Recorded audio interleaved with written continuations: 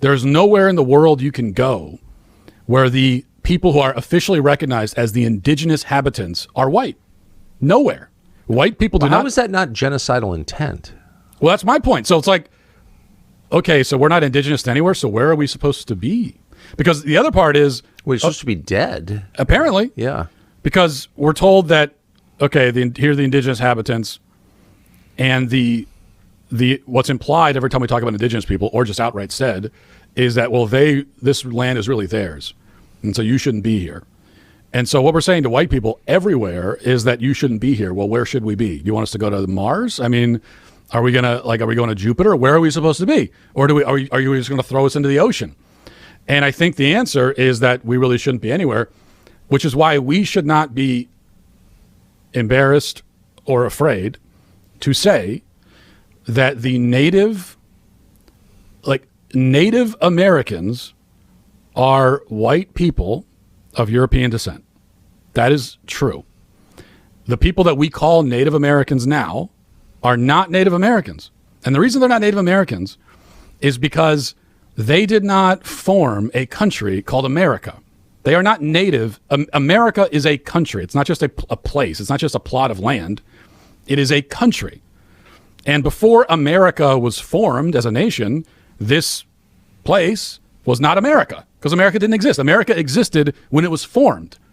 And so if someone can trace their lineage back to the Comanche on the Great Plains, well, that doesn't make you you weren't native to America. You're native to Comancheria. You're native to this. You're not native to the country of America. The people who are native to the nation of America, the people who formed this nation, were by and large, almost exclusively, white people of European descent. They are the natives of this country. They're the ones who formed this country. That doesn't mean that other people aren't allowed to live here. It just means that they're the natives. And again, anywhere else in the world, there's nothing controversial about pointing that out. And we're the only place where we're not allowed to say that. But I've been on this, I've been preaching this for a while now. I think we need to, and not just as a gimmick, like I really believe we should reclaim the title of Native American, and not to denigrate the people that we call natives, who I think that it's really interesting to read about their cultures and their history. Oh, they're amazing people, but not native to here. They're not native to America. And they also were, by the way, they're also not native in the strictest sense to this hemisphere. Like, they didn't sprout out of the ground. They came here at some point in the past. From Asia. They fought brutally with each other over the land.